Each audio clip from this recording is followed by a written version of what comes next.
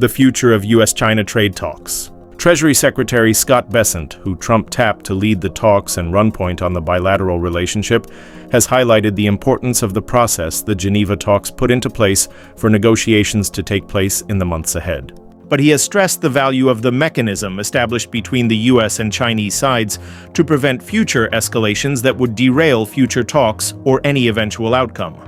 Bessent, who led the Geneva talks with U.S. Trade Representative Jamieson Greer, has maintained a focus on a functioning relationship and has said a second in-person meeting between the two sides is likely in the future.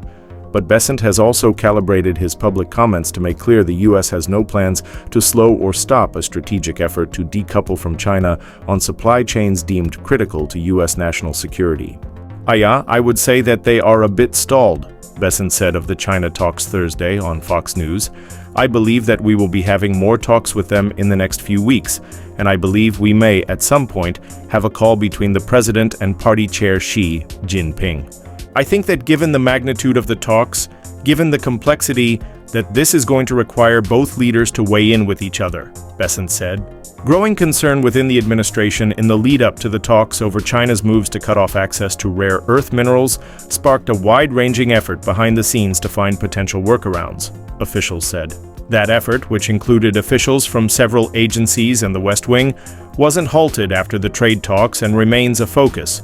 But there was a view that the immediate pressure would ease as a result of the agreement reflected in the joint statement. When that did not happen, the U.S. began to think about ways to impose costs on China. U.S. officials said they were not concerned about the 1-2 hit derailing the future of the U.S.-China trade talks.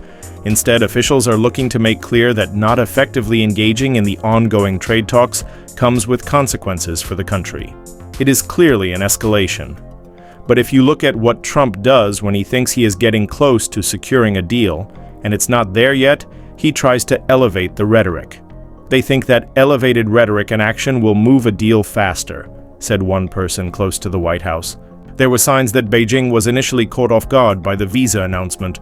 For much of Thursday, China's state-controlled media remained largely silent on the news that will significantly impact the fate of hundreds of thousands of Chinese students. Then China's foreign ministry spokesperson came out calling the move politically motivated and discriminatory. Any path towards steadying the relationship across the board remains uncertain. The Geneva Agreement was a major first step towards securing a final, comprehensive trade deal with China. White House spokesman Kush Desai said in a statement, "Discussions continue and the administration is monitoring compliance with the agreement." It isn't clear when the next round of trade talks between the U.S. and China will take place, and despite saying for weeks he would talk soon with President Xi Jinping, Trump and the Chinese leader have not yet spoken amid the trade conflict. Source: CNN. Like and subscribe for more.